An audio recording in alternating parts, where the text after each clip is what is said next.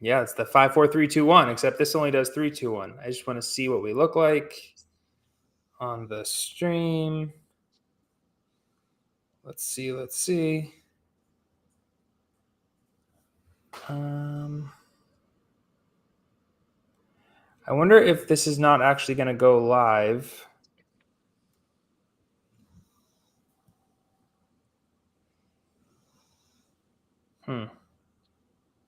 Oh, here we go. Want to see what we look like. Oh, it is live. Great. On the stream. Nice. Okay, great. We're good to go. All right. Well, anybody who's tuning in to Revs Confidential this week, bear with us. Anyone who's tuning into Revs Confidential this week, please bear with us. Trying something new, much like the Revolution, who they've tried a new formation and it's working, Frank. Although I feel like we've been saying that the Revolution should make a change and maybe go back to the 3-5-2 that worked so well for them in 2005. But we'll get into that later. First of all, really great to be with anybody who's here for this trial of Revs Confidential on video. I'm Julian Cardillo. With me, my co-host, Frank Delapa. You literally have a different view this time because normally if you're listening to the podcast, you're just doing it through your ears on Spotify or on Patreon. But Frank and I wanted to make a change. And here we are, Frank. We have brought Revs Confidential to video. Yeah, thanks to Julian, who's both host and engineer on this broadcast. We'll see how it actually does. We'll see how it does. We've got some major changes that we need to make. Change number one is that we need to actually get the channel name going. This is a YouTube channel that I started many moons ago that has nothing to do with soccer. So the first thing we're going to do is get that changed and bring it up to the Revs Confidential branding. We got to get the intro properly done for video. It's no longer audio. So you're going to get my wife's voice introing the two of us, and then maybe something that's a little bit more befitting a podcast with the name Revs Confidential. But the thing that won't change is that you're going to have access to me and Frank, two longtime New England-based, New England original, independent soccer journalists. Pleasure to be with you. For those who may or may not be tuning in or listening later on through Patreon and Spotify. Frank, I think that's enough of a preamble. Let's jump into it. So even though we're in this trial mode, Revolution, I can't say they're in a trial mode anymore. They went with the 3-5-2, and they've only really had positive results. They got a 3-3 draw at Orlando City this weekend. Before we go into the X's and O's of the game, Frank, I think both of us know, and I think most Revolution fans know, how hard it is for the Revolution to get any kind of result in Florida. Tough stadium, tough climate generally, and also with Oscar Pereja as coach, Orlando has just been pretty good in recent years. But Revolution battled, man. Neutral perspective, I thought it was a really excellent game, not one that I wanted to end. And then all in all, I think a 3-3 draw was a fair result for both teams. What say you? Yeah, sure. And just going back, I think, what you were talking about is the revamped show. After Carly gives the introduction, sometimes the show doesn't get much better than that. It really doesn't. So we're going to try to keep standards up there on that. Yeah, I mean, it was Revolution went in. I think underdogs, if you looked at the odds, were pretty high, and then fell behind by 2 goals. Really didn't have a good start and really flat-footed on set pieces. It's a sign that the team really wasn't ready for whatever reason.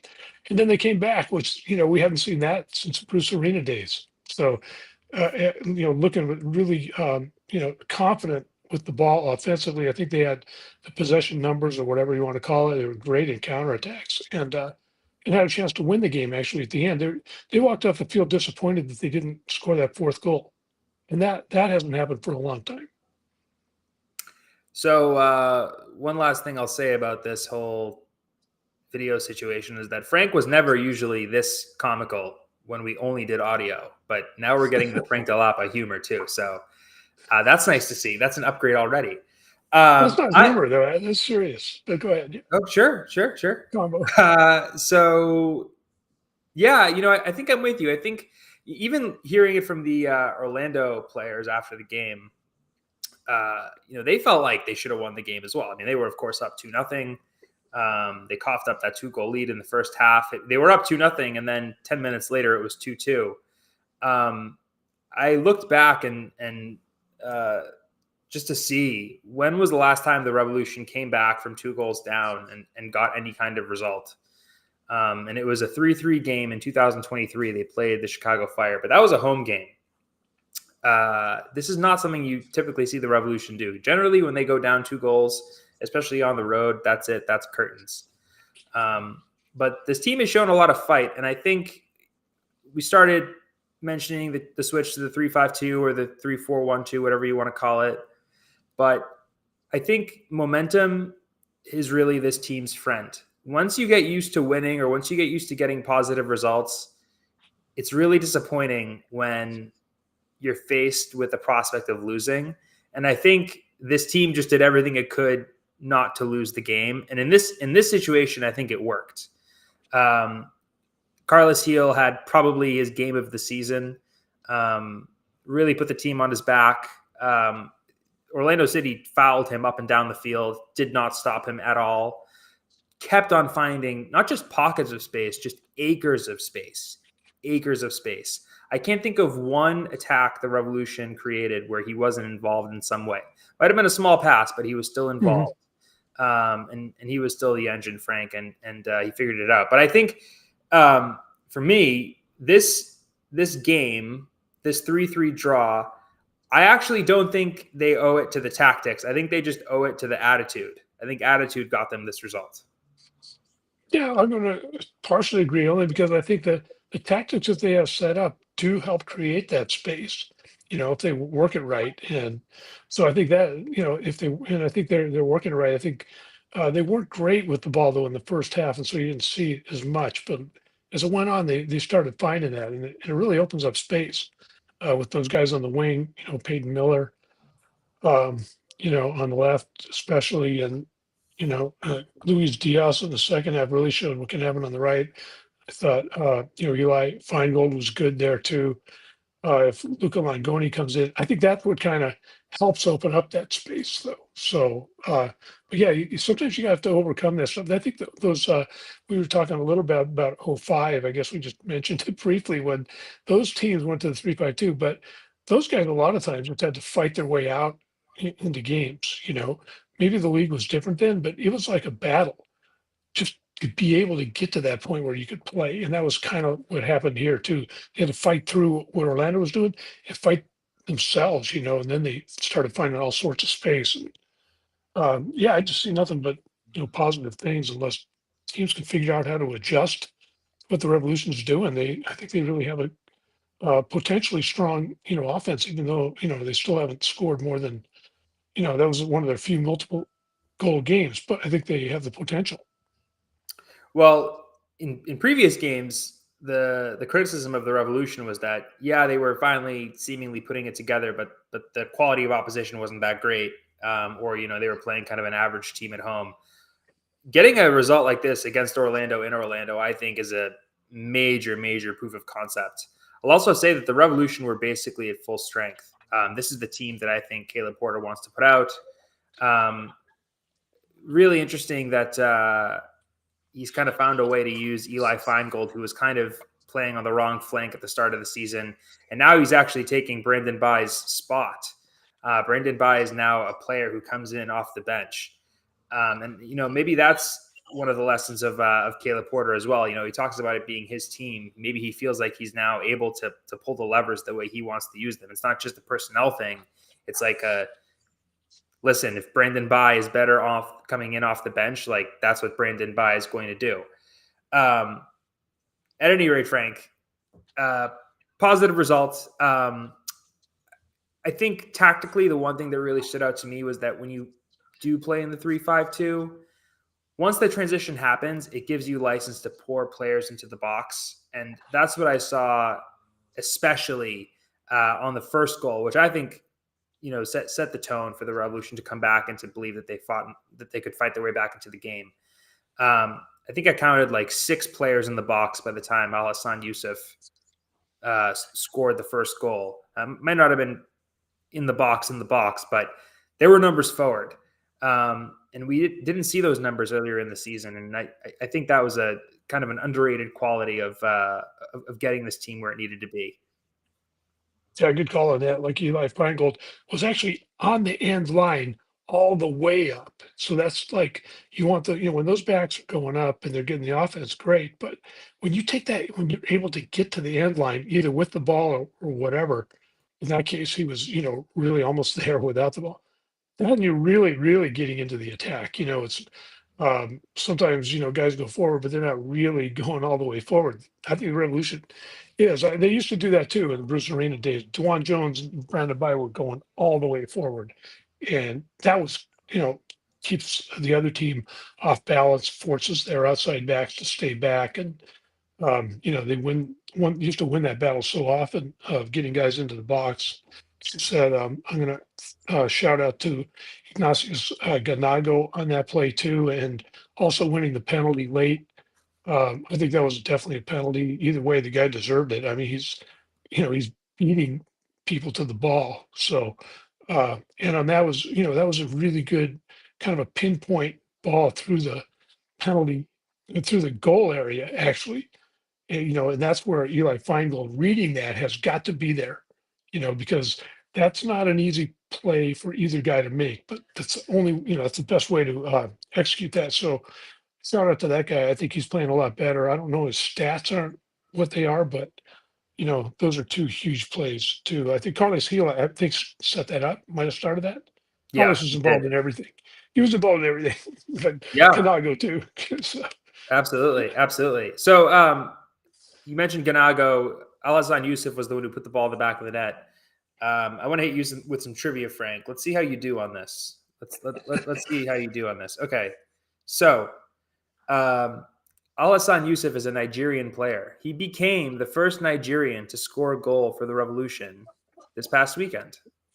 That's a really excellent milestone. I want to know, Frank. Let's see if you know this. How many nations from the continent of Africa have had a player score a goal in the Revolution's history? How many nations? African nations. good call. Let's see. And let me just say, it's more than you think. Okay. Well, if I'm going to include Ivan McKinley scored about 10, so there's South Africa, maybe 9. I don't know. So that's my opening gambit on that one. Let's see. Okay. Is it not? You're going to say 9? I'm going to say Ivan McKinley scored about 9 himself. So. Oh, okay. I see. He scored 9. Well, Ivan McKinley and South Africa are on the list. Right. So I think that's probably the majority of them right there. Yeah, you pretty much got me on that one. That was good trivia that you picked up on that one too. I could probably name you all just guess the amount of countries. See if you can guess. I could name you all the Nigerian players, but I didn't realize that none of them had scored a goal until this one. So that's pretty good. Yeah. Okay. Let's see the Conte brothers. Didn't score. Well, no. Dauda Conte scored a huge goal that got the Revolution basically back in contention in 2002 when they actually won the Eastern Conference, got to the finals. So that was one from Mali. Okay. You really got me. I'm going to probably have to give it over to you here too, because it's going to take me too long to go through this. All right. 15 countries. So we got Mali, we got Gambia, we got Mansali and Niasi, of course. Benin, Femi Hollinger Jansen. Yeah. We've got Cape Verde with Jair. We have Nigeria with Al-Hassan Yusuf. Mozambique, which I think was Chiquinho Conde. You might know better than me. I wasn't around for the Conde days. I know that, and actually I visited Chiquinho Conde in Maputo. So yeah, and he's still coaching the national team. So that's a good call on your part. You did. Oh yeah. Really? Okay. Yeah, he's one of the greats. Yeah, really good coach too, by the way. Okay. Well, we got to talk about that another time. Keep going. Wilfred Zahibo, Central African Republic. Sure. Monsef Zerka. Yeah. Was he Morocco. Moroccan or Algerian Zerka? Well, Morocco. Yeah, you're right. Moroccan, yeah. Pretty I have sure. Morocco Yeah, here. you got that. You mentioned McKinley, that's South Africa. Kai Kamara, Sierra Leone. We have Ima Boateng and others, Ghana. Xavier Kouassi, the Ivory Coast. We have the Democratic Republic of the Congo. That is Dimitri Dimitri Mbongo. Mbongo. And Good then we call. have you can't forget about the letter Z, Zimbabwe, Kelly Dubé. Yep. And then the Conte brothers, Mali. So there's your 15 right there. I think that's more or less that's pretty good. I mean, maybe we'll get a Gibraltar player someday, but I suppose that doesn't count as Africa. But I think Revolution, by that metric alone, probably have the most successful record in MLS for African players. They're certainly up there, Frank. Yeah, they got to be certainly up there. That kind of almost surprised me. Well, Kai Kamara would kind of increase the goals in that context for a lot of teams, because how many teams did he play for? But the great thing about Kai Kamara is not even played for so many teams and did well. I think he led 5 of those teams in scoring, which is really hard to do, because that's a guy, if you got a guy that's leading your team in scoring and you don't keep him, that's probably not on him. So he's had a good career, and I think he's been bounced around a lot. He's still playing for Sierra Leone national team. I don't think he has a club team now, though, but I think he's 40. But yeah, one of the really good acquisitions the Revolution made. And, All right, and also well, another one that they got rid of that we don't know why to this day, 2018. But another story. another story for another time. I want to hear more about Chiquinho Conde, but that's my round of trivia for this episode. Too good. Let me now segue into something that I've regretted, or not regretted, but I've not been looking forward to, which is the eating crow part. I posted a tweet maybe a week ago now saying the Revolution are unbeaten since I suggested they fire Caleb Porter. I don't just eat pasta; I eat crow too. And Frank, just when I think like, oh, I'm getting as good as Frank is at this, you come in and you're like, oh, I think the Revolution are going to give Caleb Porter more time, and he probably deserves more time. We're not in Europe. They'll turn things around. They always do. And sure enough, like a bolt of lightning striking twice in the same spot, Frank, you made something supernatural happen, and all of a sudden the Revolution are the hottest team in the league, maybe second to the Vancouver Whitecaps. So Caleb Porter turned it around. And honestly, looking at this team now, I think Caleb Porter probably suspected that the turnaround was coming. And I think maybe even the players suspected that the turnaround was coming. Maybe it was a matter of just experimenting and getting the right formation, getting the right tactics. But I feel like we're seeing vintage Caleb Porter here. I had people sliding into my DMs on Twitter or on X saying, oh, Caleb Porter is just a coach for whom the league has passed by. I have to say, he's been rolling with the punches. And all of a sudden, the Revolution are above the playoff line, and they're unbeaten in 5. 6 if you count the U.S. Open Cup, Frank. Yeah, I don't know if I'd call it exactly that, but I think they were 1-4-1. There were a lot of doubts at that point. I thought they could turn it around. I did not know when or anything like that. But I think the other thing is they had to get their forwards back. I think having Leo Campana, really hurt him. They really needed that guy. You can see he's really effective, even if he doesn't score goals. I mean, he's caused, holds the ball up, causes a lot of problems, just changes the whole dynamic. He just can't play with this formation without him. And, Caleb Porter put a lot on. Leo Campana basically told him, you come here, you're playing every game. You're starting every game, and I need you, and I want you to, contribute. And they didn't really have a backup plan. No contingency plan. That sounds familiar, right? Revolution, no contingency plan up front. But so they kind of amazing that they got through those games without him. As you can see, that I think the whole thing's changed now. So um, they did show some resilience to get through those games. That's actually pretty promising for the future, but they need to have him. And then I think they make another acquisition or two. they should be, fighting for the playoffs. I mean, we can't get too carried away. I think they have turned it around. I think I've got pretty much faith in Caleb Porter. I think I had that because it looked like he had the right ideas, and I think he had the right guys. But they're still in ninth place, so there's still a ways to go.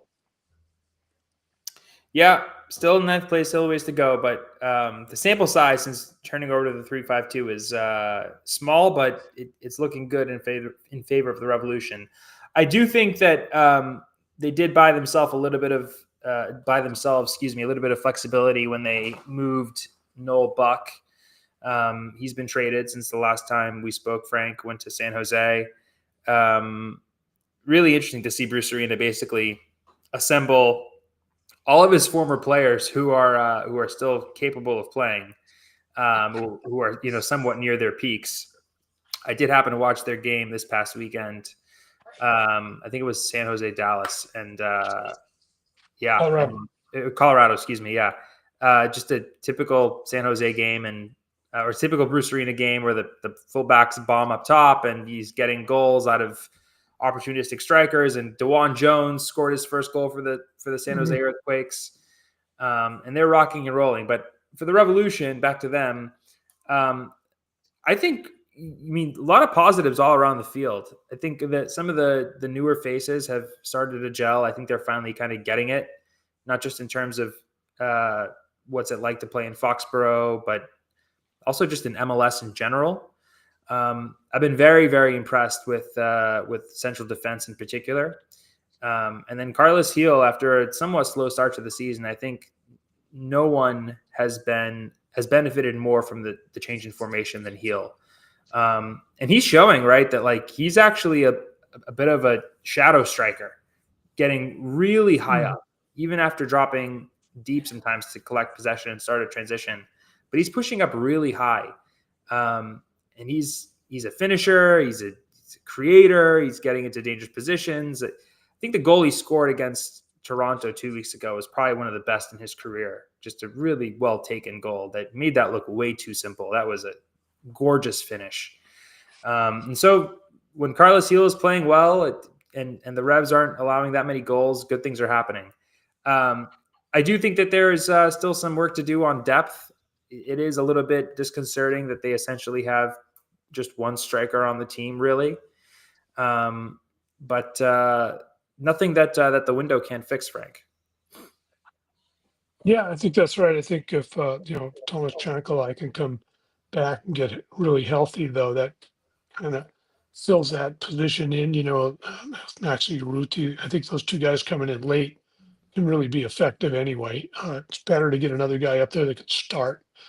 If you could, and then Ganago too. Those three guys are still, they're pretty potent, I think. So I think it can work out. Just kind of see. I think what they're doing, the Revolution, is Caleb Porter seeing how this goes. He adjusted this. Now this 3-4-2-1 or whatever we want to call it. This might not be lasting for the rest of the season. I think they're ready to adjust that, bring in new guys or whatever. Just see how this goes. It's going really well now, so stay with it. I mean, and defensively, like you pointed out, the central defenders are playing really well, and they got the best defense in the league, tied with Vancouver. So, right. So that's this is a sense of identity that they have now, and with San Jose coming in, that's going to be important. Yeah, that's so I think for me, before the season started, this was the game to watch, was San Jose visiting the Revolution because of Bruce Arena. I just want to point out right now that when Bruce Arena leaves a team and takes a job at a new MLS club, when he returns to his old team, he's unbeaten. And this has now been borne out 5 times. So I don't think the Quakes are going to lose in Foxborough this weekend. I'm not saying the Revolution are going to lose. I'm just saying that I don't think Bruce Arena is going to come to Foxborough and lose. That's got nothing to do with any of the circumstances of his departure. It's got nothing to do with the Quakes' form. I'm just looking at the stats. When Bruce Arena comes back to the first time Bruce Arena comes back to the place that he used to coach, he doesn't lose. And you know what? I I wouldn't be shocked if Bruce himself was aware of that. I think maybe that's a little bit of it's kind of like a chip on his shoulder. But for a point, Frank, because the Quakes kicked off after the Revolution game ended on Saturday. For a minute, maybe it was after DeJuan Jones scored a goal. I was sitting there thinking, like, okay, like the Quakes are in rebuild mode, the Revolution are in rebuild mode. Both these teams are in relatively solid form. I think the Revolution right now more so than the Earthquakes. But the feeling I had, honestly, was like, ultimately everybody got what they wanted, which is a little bit short-sighted. I don't think that's fully true, but I think right now everyone is as happy as they can be. Bruce Arena got to go back to coaching. He's now rebuilding the Earthquakes. They are certainly better than when he found them. And on the flip side, the Revolution, I don't think ever wanted to go through the kind of tumult that they went through when Bruce Arena left and the circumstances of that departure, and really watching a season and a half crash and burn. But ostensibly, it seems like they're getting what they need now out of Caleb Porter. Like they've turned the corner, and I think maybe that's the positive right now. And hopefully, to some degree, when Bruce Arena comes to Foxborough this weekend, there won't be this sense of clearly there was some wrong done. But I think the circumstances in both cities are such that it won't be too bad. But maybe I'm dead wrong about that. Yeah. Okay. Let's see. I was just trying to figure out why. Yeah. There's. I think you're right on the history. Will play a part in this. But remember, San Jose does have a midweek game against Miami this week that could affect them, and then they're coming all the way across the country. So do not underestimate Bruce Arena in any circumstance like that. Though. Yeah. I think getting what you wanted in the sense. I think the Revolution didn't want any of that stuff to happen where Bruce, ends up getting. You know, departing and under, whatever. But I think what they did want after that was to set up a team that was defensively sound and could compete, in the playoffs, in more of a position where more of a position where you can advance. The way Bruce had that team going, as we talked about before, it was a high wire act and it was fun. And those guys were on the offense all the time, but they were vulnerable in elimination situations. And sure enough, they got knocked out, in games and situations where, they just weren't quite on and they got knocked out. I think that management wanted to have a team built around solid defending and one that, if they get to the playoffs, can progress through.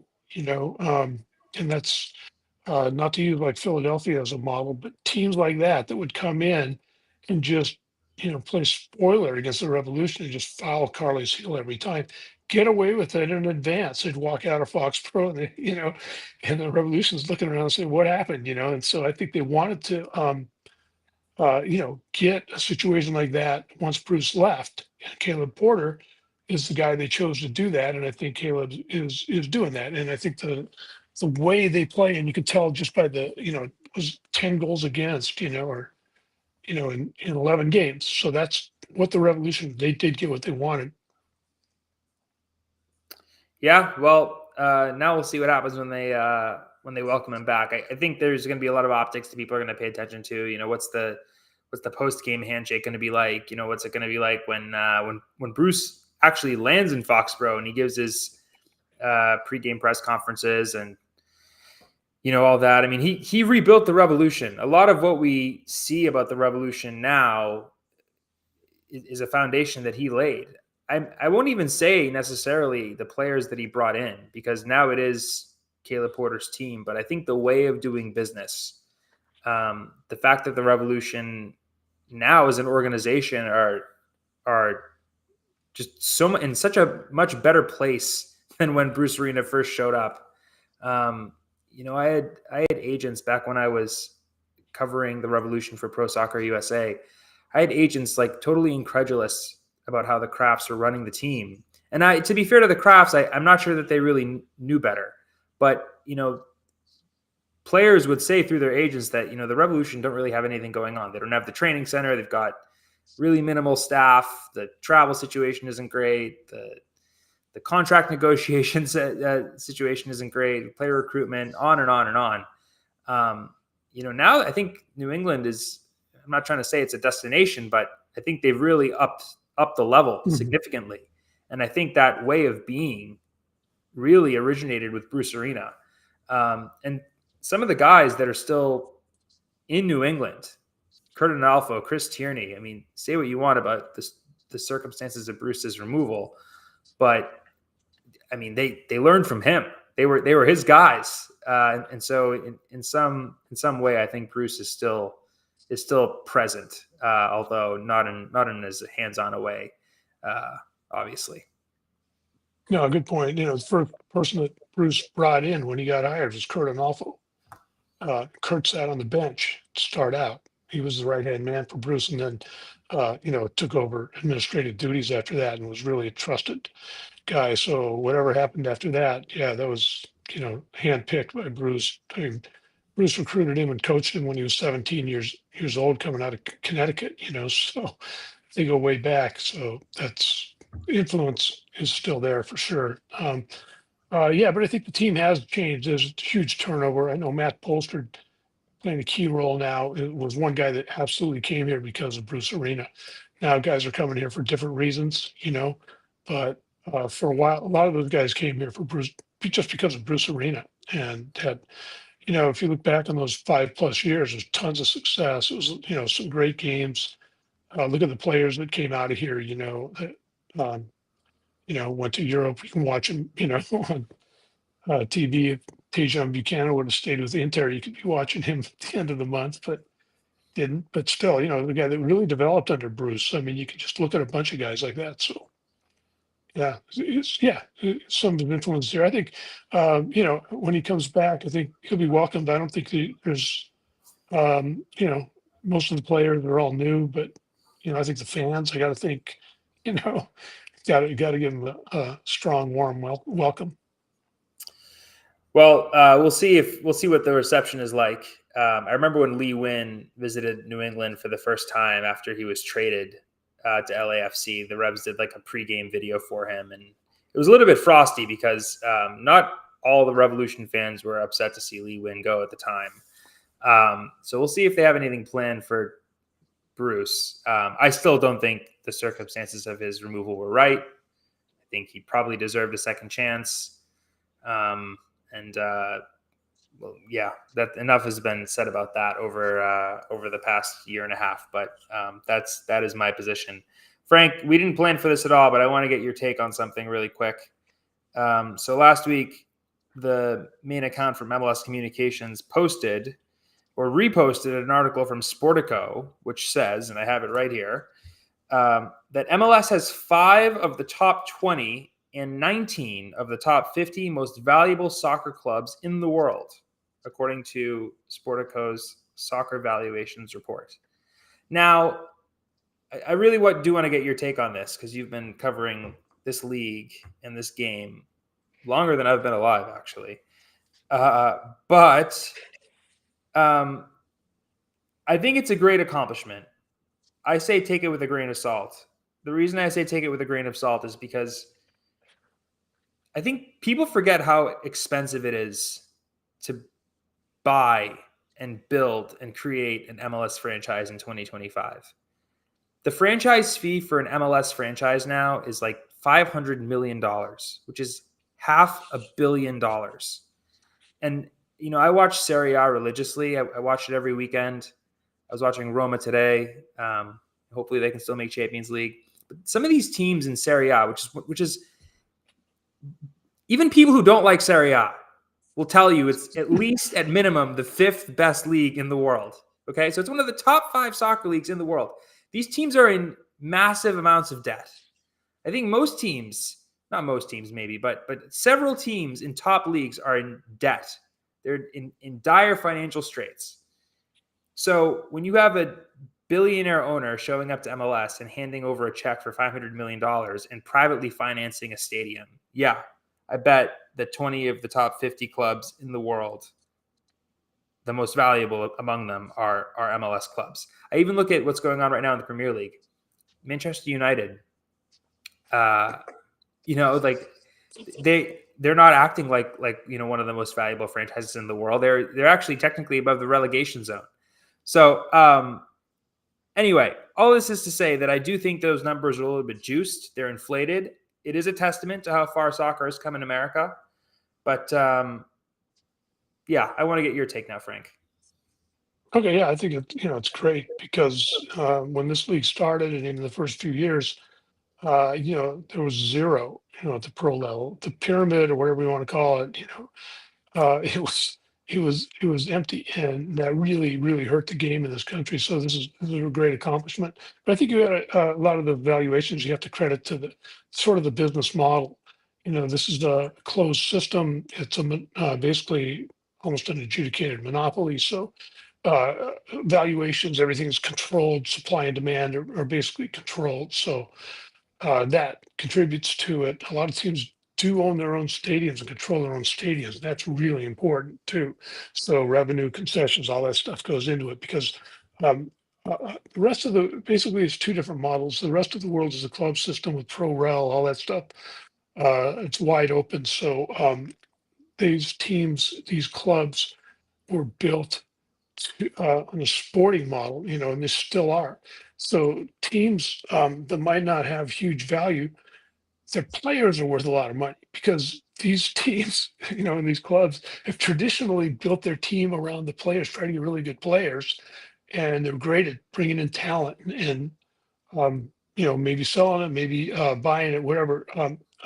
Whereas MLS teams, if you look at the valuation of the players, it's like 40 million for a lot of these teams. I think the Revolution's probably 40 million.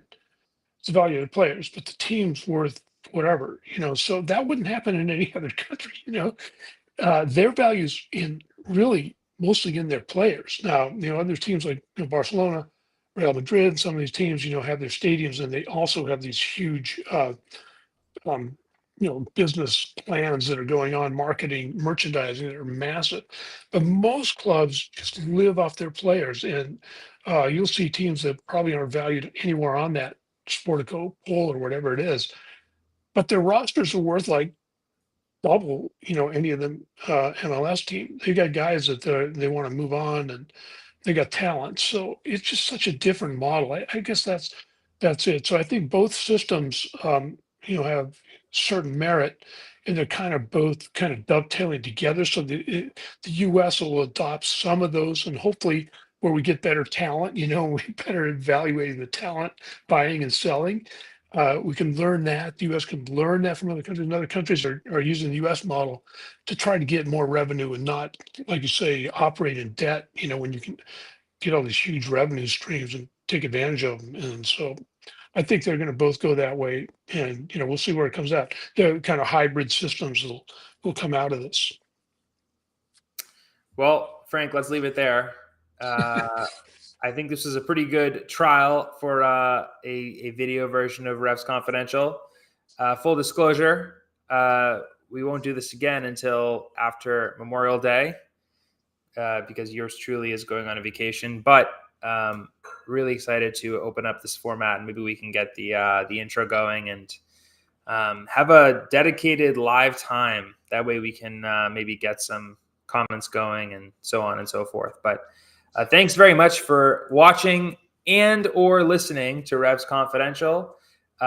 We'll put the patronage in the show description when the time is right. But thank you so much for supporting us. Make sure you follow Frank on X at Frank Delapa and me at Julian Cardillo. Thinking about getting a Blue Sky account, but we'll see.